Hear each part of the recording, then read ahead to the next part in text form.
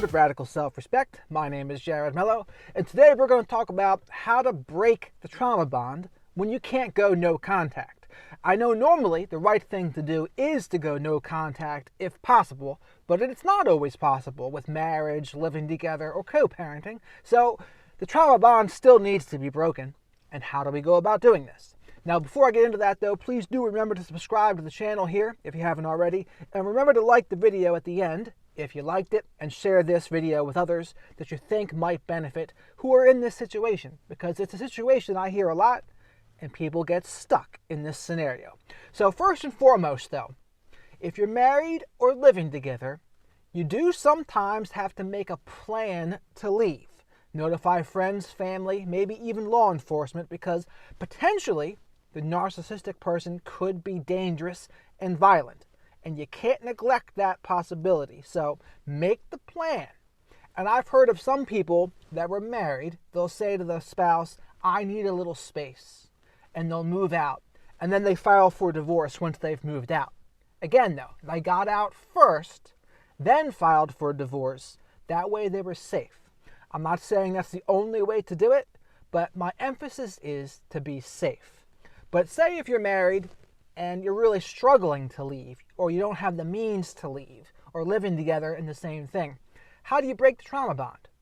What I would say is least amount of contact necessary. And you're going to have to implement all of the tools that I say to use when it comes to not being manipulated by a narcissist. Which means what? Don't jade. Don't justify, argue, defend, or explain. You're going to be responsible for building your own life here with or without their approval to do so. And a lot of people, they get caught up on remembering the good times, remembering the positive feelings they gave you. But what does help to see through that is knowing it wasn't real, that it was fake. They were love bombing, they were mirroring, they were future faking. So that helps people to see through the mirage a little bit. But when we can't leave like this and you're stuck with them, you're going to have to develop your own life. I highly recommend journaling, and do not get sucked in to any of their emotional negativity. Do not respond one way or the other to their gaslighting, to their flipping of the script, their tales of woe when they play the victim. You can't get sucked into the good, just like you can't get sucked into the bad either. And that's the other thing that's tricky for people. They'll get sucked into the positive feelings. And if you've given them power over you to make you get good feelings, you've also then given them power over you to give you the not so good feelings as well. That's why emotional independence will be key with this.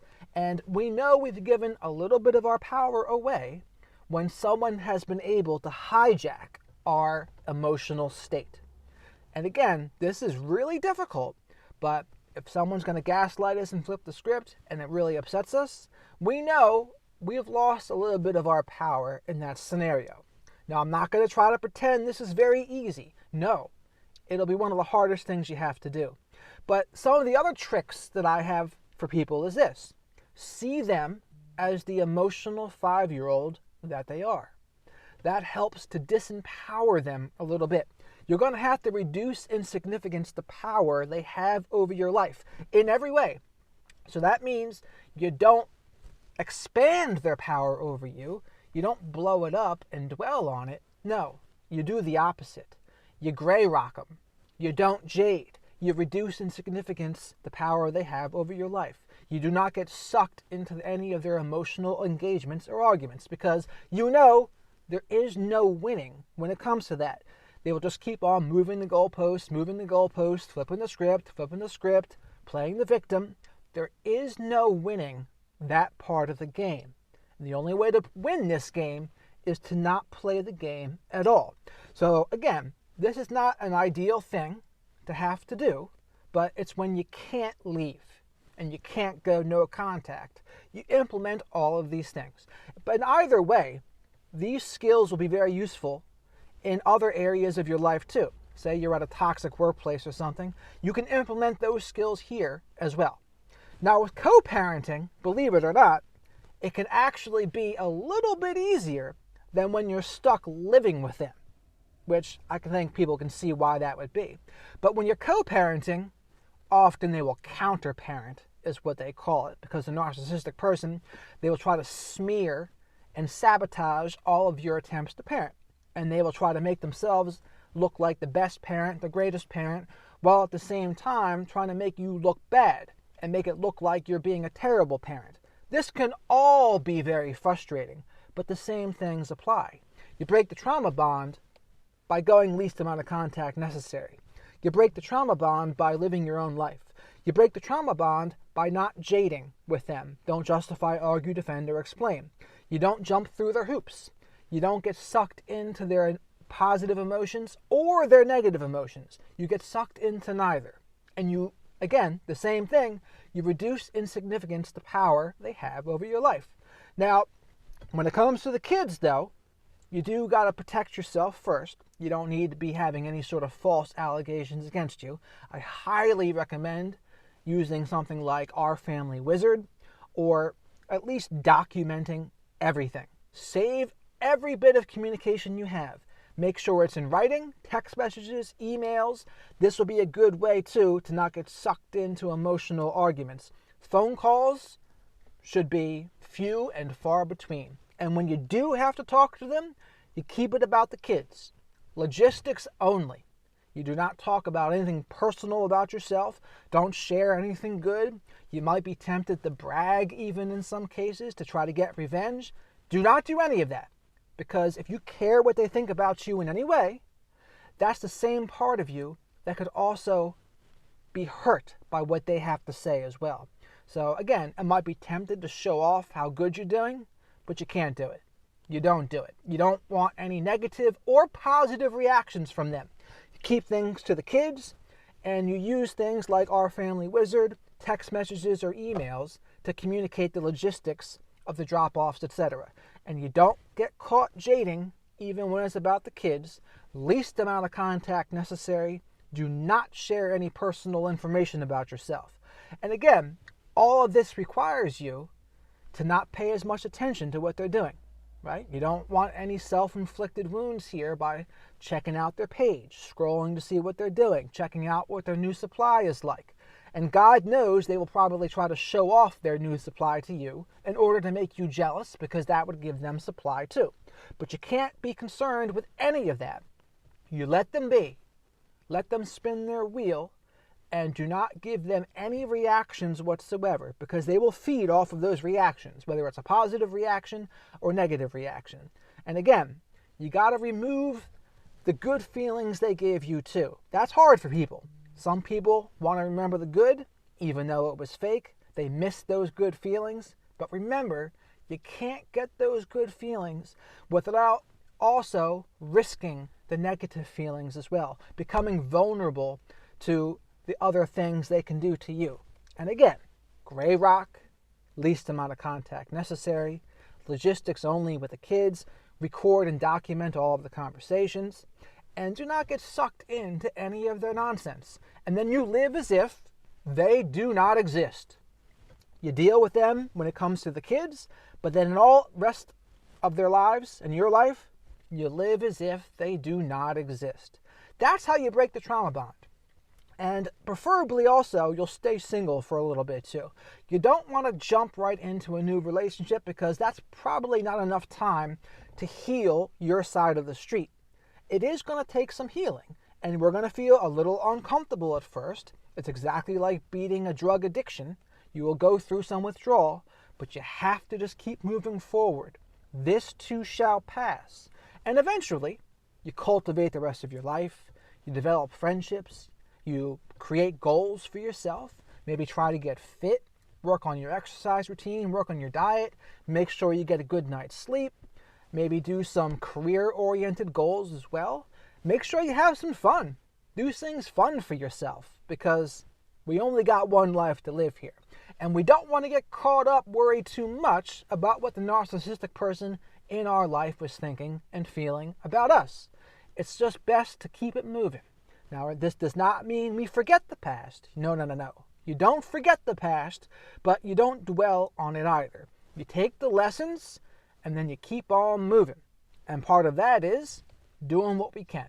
And remember, we can't get ahead if we're trying to get even. So drop any notions of revenge. Live for you. Do not worry about showing off to them or trying to show them how good you're doing, because I know that does happen to people, and part of this is being human. But don't worry about that. Live for ourselves, cultivate our friendships, and to reiterate, when you're married or living together, try to make a plan to leave, because ultimately no contact is the best way in these cases, but you want to be safe about it. And make a plan, notify friends, family, or law enforcement if necessary, and do your best to get out. And when you can't get out, make sure you do the rest of the tools. No jade, gray rock, live your own life, see them as an emotional 5-year-old, reduce in significance the power they have over your life, and don't explain yourself to them, don't get sucked into any of their nonsense, and you have to be immune to both the positive and the negative emotions. And this is the same thing for co-parenting. The only difference with co-parenting is you're going to have to at least speak to them a little bit about the logistics of things with your kids. But make sure that's all documented. Do something with text messages or emails. You want to make sure you have that information there, because sometimes there will be courts involved in this kind of stuff too. But the same stuff applies. No jade, gray rock, least amount of contact necessary. Don't try to show off to them. Don't ask them about their lives in any way. Don't share any personal information about your life too. And again, you got to act like they just don't exist anymore. Act like they are the parent of your child, yes. So you deal with them in that regard, but that regard only. Drop the idea of you being friends with them in any way. And this is how you break the trauma bond, though. This is not a normal breakup. This is not a relationship where, oh yeah, you can be co-parenting and best friends. No, that's not how this goes. So you kind of have to pretend that they don't exist, and you do your own thing, and you cultivate your own life and work on your own side of the street. Journaling, creating friends, making goals, doing things good for yourself, dating yourself, staying single for a little bit, because that will be one of the things that is one of the best acts of self-love that you can do for yourself. The narcissistic person, they're never single. They go from person to person to person, no time in between, no self-reflection, no self-awareness. But we can't be like that. We have to work on our side of the street. And when we get a little bit of space, that's where we really heal. That's where the recovery is. That's where the magic happens. And when we're the best version of ourselves, that's when we're most likely to meet someone who is the best for us. The better we are, the better quality person we will attract. That's the bottom line with this. So think of it like that. We're not going to be ready for someone more than likely right after a breakup with a narcissistic person. And if we're still breaking the trauma bond, it wouldn't be fair to anyone else we would date anyway. We got to break the trauma bond single. This doesn't mean we don't have support from friends and family. I did not say that. But being single can be the healthiest thing we do for ourselves, because if we're not, we risk transferring all the feelings we had towards the narcissistic person towards the new person. And that wouldn't be fair to ourselves or to them. So this is how you break the trauma bond. Again, this is not easy. It's exactly like beating a drug addiction. There will be withdrawal, but you have to remember the good times were fake. You can't allow yourself to fantasize about the good times, because your brain will probably try to make you think about it, just like a drug withdrawal where you're thinking, oh, I remember how good that feeling was. But what they would say in some place like AA and NA is, and it applies here too, fast forward the tapes. You can't get the good feelings from a narcissist without also being cycled through the stages of abuse. There'll be love bombing, devaluing, and discarding. And once there's a little bit of a gap there, the love bombing gets shorter and shorter, and the devaluing becomes more and more intense. And that cycle will not stop. That cycle will be on repeat indefinitely as long as you allow it to be. So this is how you break the trauma bond when you can't go no contact. Please share your experiences below here. If you have experience with this, I think it would be very beneficial that if people have experience with this, doing this, where they couldn't leave, or they've had to co-parent, how did you do it? Because I don't think I know it all, but I think other people could share what's worked for them, and it would be really beneficial. So again, thank you very much for watching, and again, subscribe to the channel if you haven't already. Please like the video if you like the video too, and share this video with someone that you think might benefit. So thanks for watching, and have a great rest of your day.